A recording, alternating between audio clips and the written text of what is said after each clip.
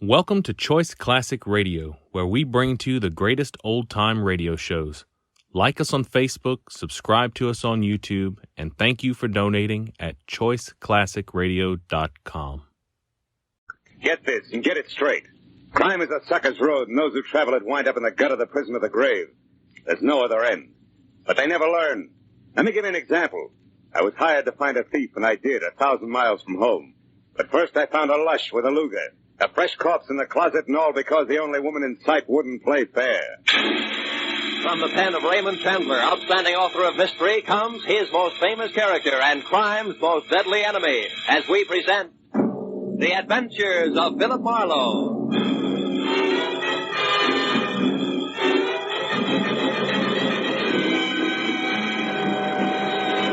Now, with Gerald Moore, starred as Philip Marlowe, we bring you tonight's exciting story, The Unfair Lady.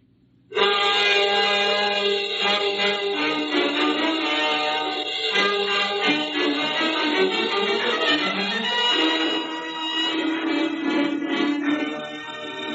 knock on my office door was soft, almost apologetic.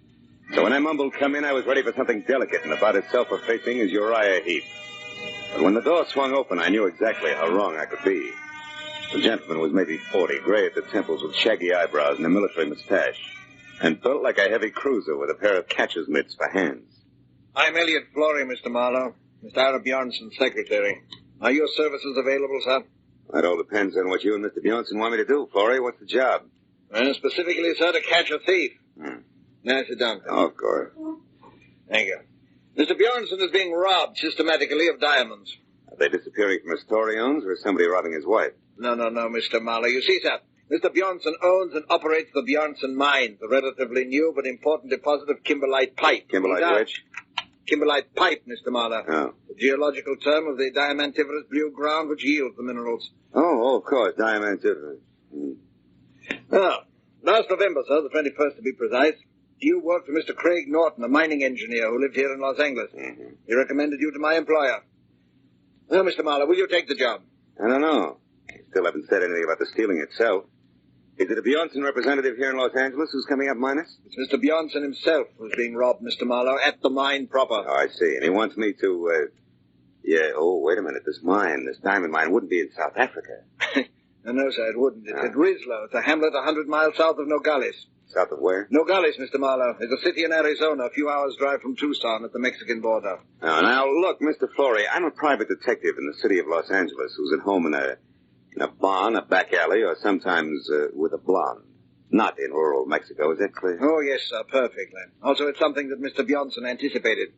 I refer to your reluctance to make the trip, sir. To Mr. Bjornson in Rislo, Los Angeles is the nearest metropolis where a dependable private detective could be found.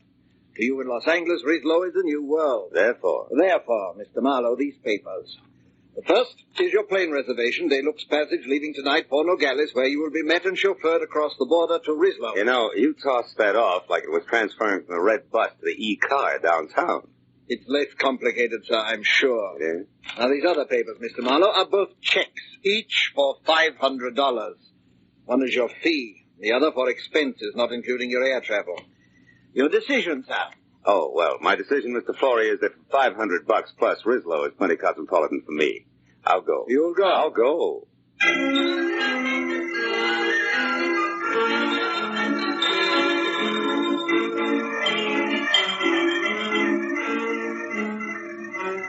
At 8 the next morning, we dropped gently out of the clear sky over Nogales, where I was met by a short, round Mexican who ushered me into a car labeled Bjornson Mines, and suggested that I sleep for the next 3 hours, which was the travel time to Rislo, 100 miles south.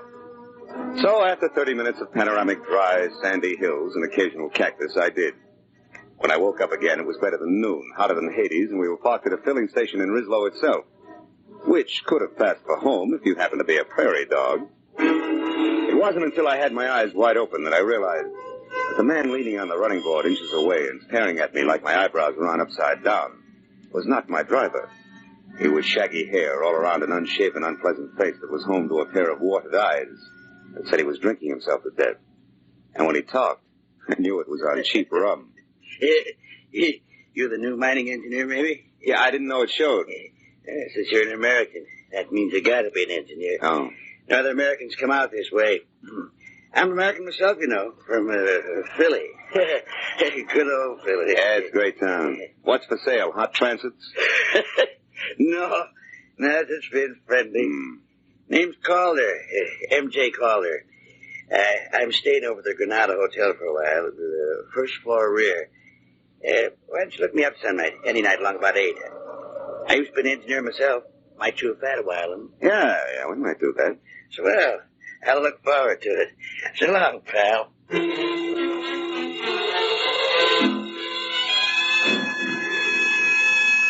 When my driver and I were back on the hot dirt road, I was told the Bjornson mine was the open pit site, a deep hole about a half-mile in diameter in the middle of the Bjornson property, which was clearly circled by 11 miles of 8-strand barbed wire fence, which was guarded by 50 ex-GIM Mexicans who were under the iron fist of one Captain Juan Lupino. 20 minutes later, when we entered the main gate and were slowly driving up a neatly landscaped white pebble road, I had a different picture of life at the Bjornson mines. It was the residential side, plush and strictly Beverly Hills, and the sprawling red brick house past the green and white tile swimming pool of the guest house beyond. Inside, I found the multimillionaire himself, who was a bald 50 perspiring and shaped like a bowling pin. At 10 o'clock last night, Marlowe, it happened again. $5,000 worth of stones. The 7th robbery in as many weeks, excluding, of course, the usual trickle. The usual trickle? $1,000 or maybe $2,000 worth a month. That stealing nobody can stop. The natives, the guards, visitors, everybody. But most of them we catch, Marlowe, because in the first place, our policing is very thorough. And second, to steal a rough diamond is one thing, but to get rid of it is something else again. Well, tell me, Mr. Bjornson, these big thefts you're concerned about, do they all have anything in common? Yes. 2 things, Marlowe. They always occur at night, and they are the work of somebody who knows my habits and has a good knowledge of the inside of my house. The big safe is never bothered. It is always some drawer or cabinet where I am keeping stones temporarily. I see. And Mr. Bjornson, has anybody ever seen this thief? Last night, Helen Austin saw what could be the man running through the grounds at about 11 o'clock. She said he was tall with a lot of wavy hair. She said that he was not the Mexican. Oh, by the way, Marlowe, Mrs. Austin and her husband are staying in the guest house where you will be put up. He works for you, Mr. Bjornson? No, Kelly Austin has a mine of his own about 5 miles from here. Smaller than ours, but rich, nevertheless. Oh, this will be Captain Lupino. Don't mind if he appears unfriendly, Marlowe. He considers your presence here a personal insult. Come in. You wish to see me, Senor Bjornson? Yes, Lupino. This is Mr. Marlowe, the detective. Ah. When Senor Flore came back this morning, Senor Marlowe, he spoke very highly of your reputation in Los Angeles. Mr. Flore only talked to my friends in Los Angeles, Captain. Now, Mr. Bjornson, you were telling me about the Austins. Yes, they have been with us for 2 or 3 months now, while their new house is being constructed at their own mine. Their last place burned to the ground. I would suggest, Marlowe, that you speak to her as soon as possible. Also, the captain here will tell you of some evidence that he found here on the ground last night. No, Senor, it turned out to be nothing. What kind of nothing, Captain? A fountain pen, yes. It belonged to one of the office workers. Senor Barnson. Yes? Did you tell him about that Nat Campbell? Oh, no. Marlowe, the International Diamond Exchange keeps us advised of the movements of the bigger black marketeers whenever possible. 3 days ago, we were told that a man named Nat Campbell, an American who was at one time an engineer, has been operating in Mexico close to the border. Is there an accurate description of him? No. Anything else you have to know, Captain Lupino will take care of you. Also, I am sure that the captain will be glad to show you to your room at the guest house. Sir, it will be my pleasure to assist Senor Marlowe in any way I can. This way, Senor, please.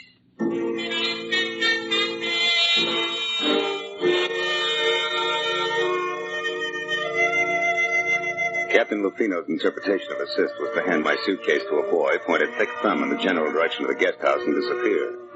So after thanking him for his trouble, I went to my room, unpacked, changed into a dry shirt, which was damp again in 3 minutes, and then started for the suite on the opposite side of the building, where I'd been told I could find Helen Austin. But when I was halfway to a screen door, I stopped at the sound of a raised voice that I'd heard before.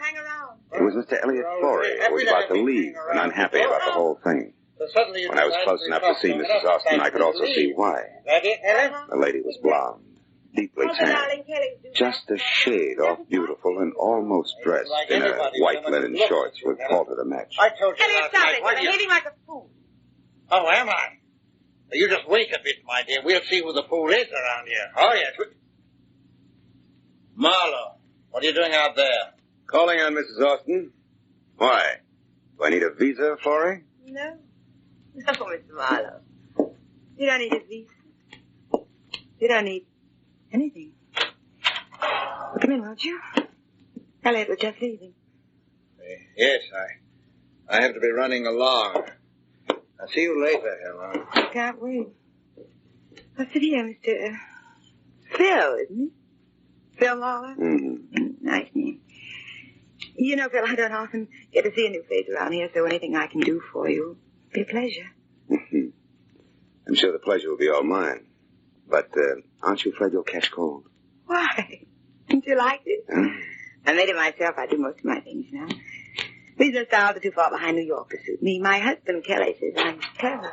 Better than that, Helen. Kelly, what? You're resourceful. You startle me. Darling, this is Philip Marlowe. I know. Ira told me you were with us, Mr. Marlowe. Can I be of some help, possibly?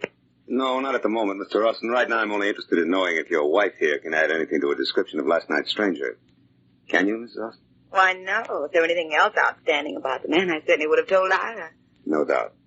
But what about the run-of-the-mill things? His dress, the way he walked. Like most men, Marlowe, he wore one pair of pants, one shirt.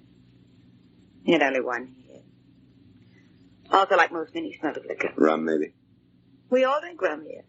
How about joining us in town? After dinner? Long about 8? Thanks, but along about 8 I've got to be back in Rislow to see Mr. Calder. Ever hear of him, Austin? Why, no. Should I have? I don't think so. He'd have very little in common with you people. With one exception. Which is what? Yeah. Rum, Mrs. Austin. He's crazy about it.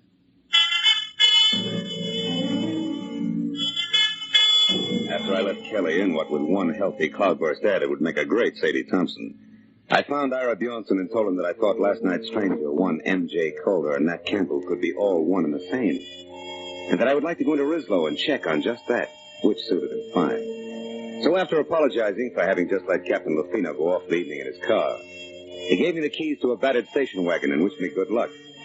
4 hours later, when it was dark and I was in Rislow and walking the dirty length of the ground floor corridor of the Granada Hotel, which was darker, I had a feeling I was going to need it. Yeah? Who is it? Marlowe Calder, the new man at Bjornson's mine. Oh, fine. Be right with you. Yeah. Didn't expect you to take me up so soon. Yeah, well, you know the mines, Campbell. One's just as dull as the next, huh? That's right. What did you call me? Campbell. That's it, isn't it, Nat? No. Name's Calder, M.J. I told you that today. Yeah, and at the time I believed you, good old Philly included. Come on, Rummy, uncover the masquerade's over. Open up while you still can talk. What do you say? Okay. Okay, ain't the biggest secret in the world. Here, sit down. Turkey! Why, you lousy lush! You don't aim any better than you lie!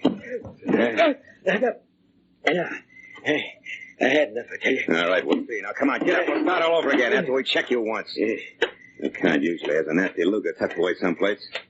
All right. Now, what do you know about... Hey, Campbell, that stuff over there seeping under the closet door. The color isn't right for rum, brother. It's too red. Well, Captain Lufino. Yeah, he's dead, Marlowe. So don't move, or you'll be right with him. Yeah, you see, I was right, Campbell. Your kind always has a nasty Luger someplace. Marlowe, I didn't do that.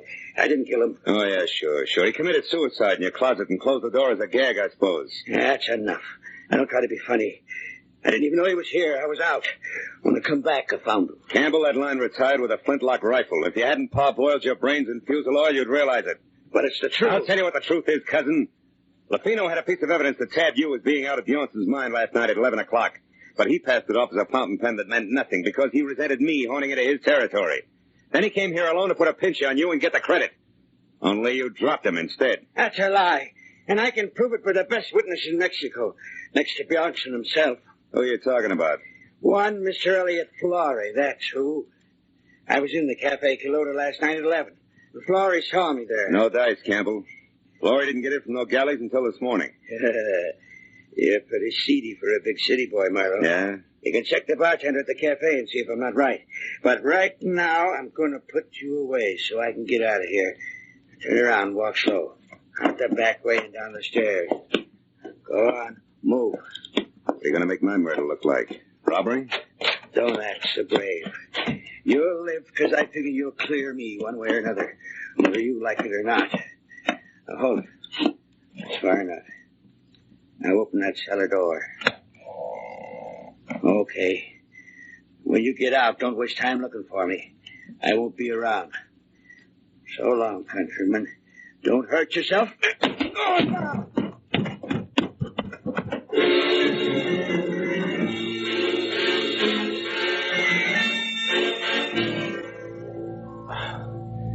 Cellar was as light and wholesome as a Parisian sewer. Even with the help of several generations of termites, it took a half an hour to break out. When I got upstairs again, it was deserted except for the late Captain Lufino. I went through his pockets, but they held nothing more exciting than battered cigarettes and some small change, but under the tight sash around his waist was a small green suede pouch containing 3 minute diamonds in the rough. I began to see what Bjornson meant by the usual trickle. Everybody, including the chief of his own guard, seemed to be in on the act. I dropped the pouch in my pocket and headed for the Kilota Cafe, where 2 American bucks and a nasty snarl at the bartender brought me the fact that Elliot Flory actually had been there last night. Had waited 2 hours for somebody who didn't show up, and then left. That made my next stop the mine. So I bounced the station wagon out of town, back to Bjornson's house, and started in. But a pair of bare shoulders above a snug linen halter intercepted me. Hello. You're back safe, I see.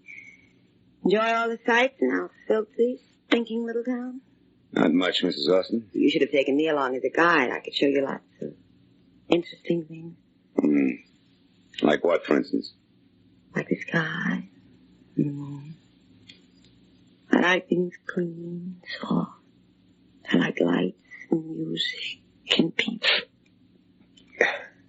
I like you, Mama. Save it. That Buttons and Bo's routine is strictly your own problem. I've got work, and it starts with Elliot Flory. Where is he? What makes you think I'd know that? Because you two have been keeping close track of each other for some time. You're anxious to drop it, but Flory isn't. And now he's got a hold over you, and you're worried silly. Well, you did that, too. From what I know, I can fill in a very unpleasant yarn, and I will if I have to. So come on, baby, no dramatics. Let's have it. Where's Flory? Marlowe, you're a louse. But at that, you're better than he is. Went over to our place of mine about half an hour ago. I don't know why he wouldn't tell me. Just wanted me to keep my mouth shut and left. That doesn't make sense. Where's Mr. Austin? My good husband is off somewhere checking on supplies, he said. Okay, I'll pay a call on Flory right now. When I get back, baby, I'll have a lot of answers, so I advise you to wait up, huh? Sure. When you're all through with him, do me a favor, will you, Mr. Tough Detective? What, throw him back? No, kill him. After she said it, she stared at me for a moment and then turned and walked away, and from the bitterness in her face, I figured she had more on her mind than she told me about. But as I beat it around to the driveway where I'd left the station wagon, climbed in and wheeled out the gate. I forgot about theories and headed for the Kelly Austin mine in a big-scale diamond thief as fast as the rutted road and loose body bolts would permit. I'd barely gotten out of sight of Bjornson's house where from somewhere out of the truckload of shadows I was hauling in the rear end of the station wagon, the muzzle of a gun was shoved hard against the back of my neck and held there. Pull over and stop, Mr. Marlowe, but don't take your hands off the wheel. Austin, you're off your rocker. You've been working too hard. Not so hard that I didn't get back in time to see you kissing my wife. You don't deny it, do you? Well, for what it's worth, you get your subject backward, but never mind Don't that. turn around, Marlowe. I'm sorry about this. I liked you when we met today. Now, listen. We'll take this up later in detail. Right now, I'm after a guy who's been biting into Bjornson's diamonds, and I'm sure it's his own secretary, Elliot Flory. Flory? Well, that's absurd. Yeah? And what's more, he's currently after something cute at your mine. He's at my mine, Flory? That's what I said. Now, after I've seen him, Buster, I'll be indignant with you all night if you like. You're a clever liar, Marlowe, but it won't work. You're not getting out of this that easily. I'm going to tell Bjornson what you've done, but first, you cheap masher, I'm going to get some satisfaction out of you personally like this. Oh!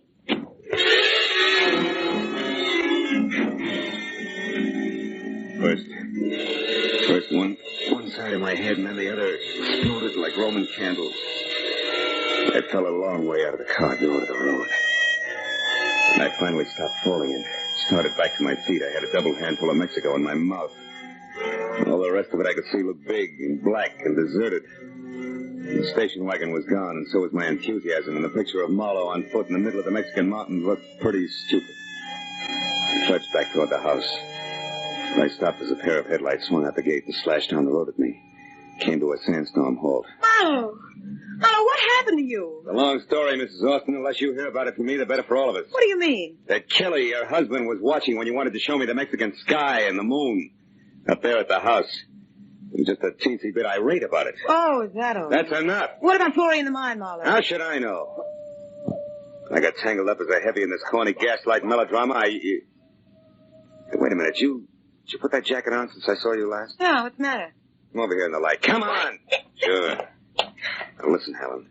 You told me once sewing was your hobby. Did you happen to make this item yourself? Yes, Simon. What's so important about that? It's a long shot, but if it pays off, I'll catch both a killer and a diamond thief. I'm going to borrow your car, beautiful. Wait a minute. I'm coming with you. No, you're not. I've got to get Florrie and stop a murder, and that takes a different kind of speed than you've got. So long, baby. With every jolt of the car, another Roman candle went off in my head, but I kept the gas pedal jammed to the floor until I saw the turn-off sign for the Austin mine. Then I cut the lights and pulled over. It was 400 yards up the side road to the gate where a Mexican sentry in a battered sombrero leaned against a post on a barbed wire barricade. I skirted him and followed the path outside the fence until I found the landmark I was looking for. There was another sombrero, and a few feet away, sprawled out, sleeping soundly from a blow on the back of his head, was its owner. 2 strands of the barbed wire had been cut, so I crawled through and up to the edge of the big pit. It looked black and bottomless, until a tiny flicker of light down deep inside went on for an instant, and then went out again. That was my cue. But I was 15 tooth-and-nail minutes playing mountain goat on tiptoe down 150 vertical feet of ladders and catwalks before I was near the bottom and close enough to hear a pick biting hard clay. When it stopped suddenly, so did I, and listened with my .38 clenched in my hand. But Florrie had been surprised by someone from the bottom of the pit, not by me. Austin, how did you... No. Don't shoot, Austin, please. Why not, Mr. Florrie? You found what you were looking for, didn't you? Didn't you? Yes. Yes, I did. And what precisely did you find? My mine has run out? That it's worthless? That I've kept it going only with stolen diamonds? That's right. I suspected it. Now I know. You're the one who's been stealing from Bjornson. You bring the diamonds here, you salt your own ground with them, and then remine them as fresh stone. And get the full market price, yes. But what do you hope to achieve with this information now, Mr. Florrie? You realize that I have to kill you? No, wait. I have nothing against you, Kelly. In fact, I have a proposition to offer you. You're in a poor position to bargain, but go ahead. Now, you'll never get away with killing me. Won't I? I got away with one murder. Bruno.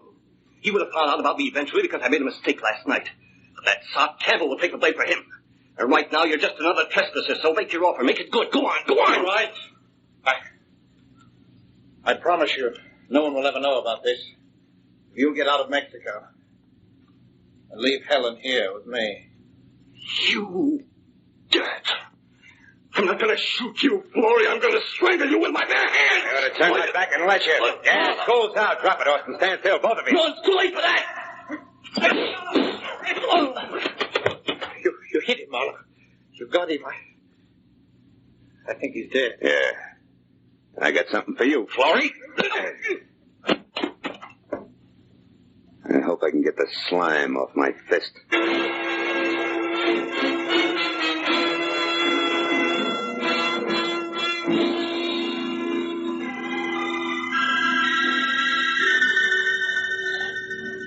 Please, Marlowe, pour yourself another here. It'll help your headache to go away. Oh, thanks, Mr. Bjornson. It's cooler out here than it was inside. It's better now, thanks. I don't know. I am happy and I am sad both. You found me my thief, all right, but you lost me a friend in the bargain. Mm-hmm. And the way we live out here, our friends are as dear as our diamonds. Well, there's one thing about diamonds, Mr. Bjornson. They won't go bad on you. You're right there, my boy. It's hard to realize that Kelly Austin was our man. Yeah, I imagine it is. You said it was Helen's jacket that gave you the answer. How was that, Marlowe? Well, Lufino was carrying a little green suede pouch. I thought it was his. But actually, that was a piece of evidence that he found last night.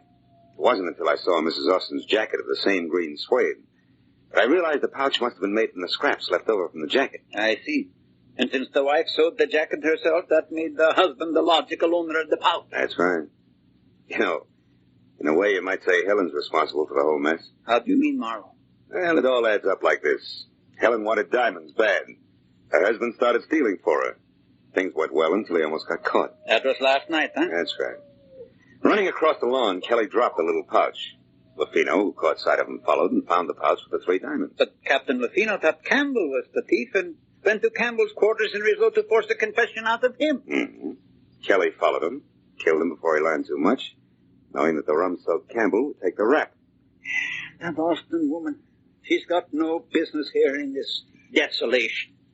She loves diamonds, but not in the rough. No. He wants them around that beautiful neck of hers, with big city lights bouncing off them in all directions. But the lady wouldn't play fair to get them. She's packing now. And Mr. Flory has already left bag and baggage. Even Lafino is gone now. You know, it's going to be lonely around here, Marlowe. I couldn't prevail on you to stay over a while. No, Mr. Bjornson, I'm afraid not. I'd probably catch myself picking little pebbles out of every clay bank I found. And the first thing you know, I'd be stuck here, too. Besides, what would Hollywood Boulevard do without Marlowe? And vice versa.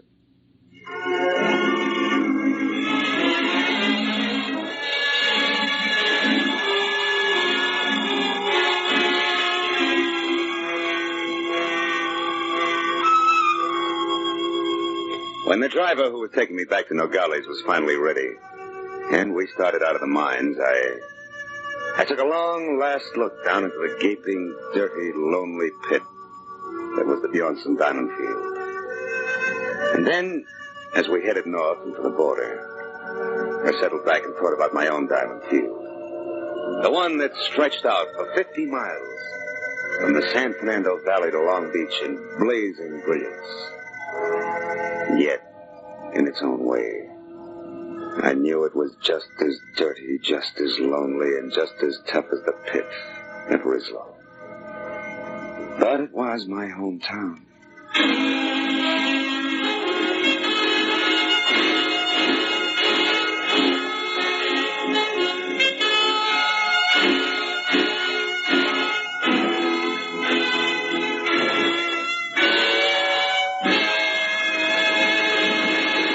The Adventures of Philip Marlowe, created by Raymond Chandler, star Gerald Moore, and are produced and directed by Norman MacDonald. Script is by Mel Donnelly, Robert Mitchell, and Gene Levitt. Featured in the cast were Parley Bear, Betty Lou Gerson, Hans Conrad, Paul Dubov, Wilms Herbert, and Nestor Paiva. The special music is by Richard O'Runt. Be sure and be with us again next week when Philip Marlowe says... She had soft brown eyes and an accent, and she came to town with a job to do. But before it was done, death had struck 3 times. Then she was gone. And all because of 30 drops of pigeon's blood worth $50,000.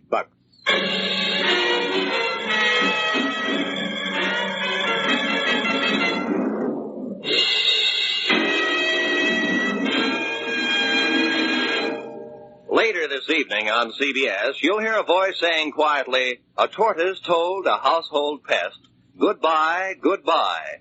And MD said, you'll pass the test up in the sky. Those words are a magic key to $53,000 in cash and prizes. Like to take a try at it? Then be waiting for Sing It Again, CBS's hour-long fun fest of music, laughter, and wonderful songs, later tonight on most of these same CBS stations. This is Roy Rowan speaking. Now, stay tuned for Gangbusters, which follows immediately over most of these same stations. This is CBS, the Columbia Broadcasting System.